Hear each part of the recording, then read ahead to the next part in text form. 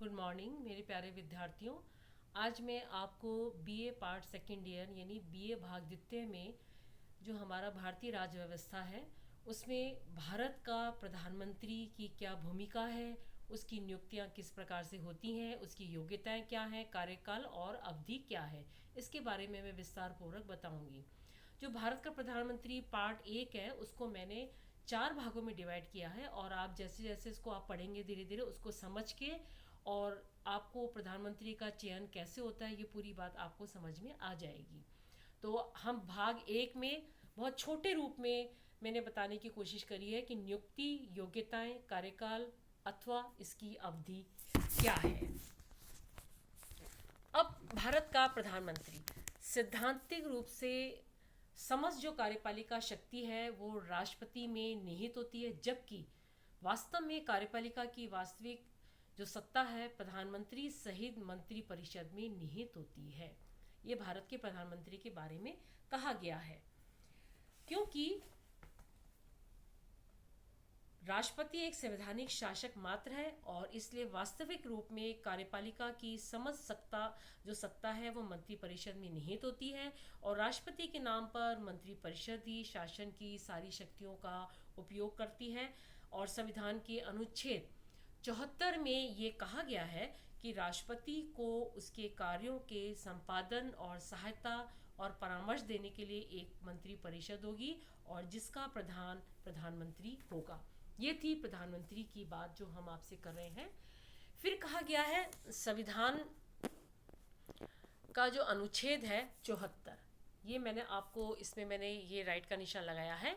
इस संविधान के अनुच्छेद 74 के अनुसार राष्ट्रपति को उसकी शक्तियों के प्रयोग करने के लिए और परामर्श के लिए मंत्री परिषद होगी। जैसे मैंने आपको अभी बताया था, ये आपको जो कुछ अनुच्छेद ऐसे हैं जो आपको स्वयं याद करने पड़ेंगे, क्योंकि पर्टिकुलर जब पूरे देश में राष्ट्रपति के नाम से शासन किया जाता है तो राष्ट्रपति के कुछ अनुच्छेद हमें याद करने पड़ेंगे। उसी तरह से वास्तविक शक्तियों का प्रयोग जो प्रधानमंत्री करता है उसमें महत्वपूर्ण अनुच्छेद आपको ज़रूर से दिमाग में रखने होंगे। हम आगे चलें। अब 44वां जो संशोधन अधिनियम द्वारा यह व्यवस्था की गई थी कि मंत्री परिषद द्वारा दी गई सलाह को राष्ट्रपति पुनर्विचार के लिए वापस भेज सकता है, परंतु ऐसे पुनर्विचार के बाद भी की गई जो सलाह को राष्ट्रपति मानने के लिए बाध्य होता है। ये प्रधानमंत्री के लिए कहा गया है। यानी कहने का मतलब है कि प्रधानमंत्री चूंकि जनता के द्वारा चुना हुआ होता है इसलिए उसकी शक्ति का प्रयोग कौन करेगा? प्रधानमंत्री। यानी राष्ट्रपति के नाम पर देश में शासन किया जाएगा और उसकी शक्तियों का प्रयोग कौन करेगा? प्रधानमंत्री और उसकी मंत्रिमंडल। अब हम आगे बढ़ते हैं कि उसके कॉन्टेक्ट्स क्या हैं। अब प्रधानमंत्री की नियुक्ति, इसको मैंने 5 भागों में आपको, जैसा आपको सामने दिखाई दे रहा है, प्रधानमंत्री की नियुक्ति ये मैं आपको बताती चली जाती हूँ। प्रधानमंत्री की नियुक्ति, प्रधानमंत्री की योग्यताएं, उसका कार्यकाल, उसकी शक्तियाँ, राष्ट्रपति के संबंध में, मंत्रिपरिषद के संबंध में और संसद के संबंध में। अब हम पॉइंट वार इसका वर्णन आगे करेंगे। अब है प्रधानमंत्री की नियुक्ति। संविधान में स्पष्ट लिखा गया है कि राष्ट्रपति प्रधानमंत्री की नियुक्ति करेगा। अनुच्छेद 75 ये आपको याद रखना है। यानी संविधान के अनुच्छेद 75, जो लोकसभा में बहुमत प्राप्त दल का नेता चुना गया हो, परंपरा के अनुसार त्रिशंकु लोकसभा की स्थिति में राष्ट्रपति सबसे बड़ा दल या गठबंधन के नेता को प्रधानमंत्री नियुक्त करता है। नेक्स्ट पॉइंट आता है, जैसे इसका उदाहरण देते हुए कहा गया कि 1998 में 12वीं लोकसभा में अटल बिहारी वाजपेयी को प्रधानमंत्री नियुक्त किया जाना था। आगे बढ़े। अब प्रधानमंत्री जो देश में शासन करता है उसकी योग्यता क्या है?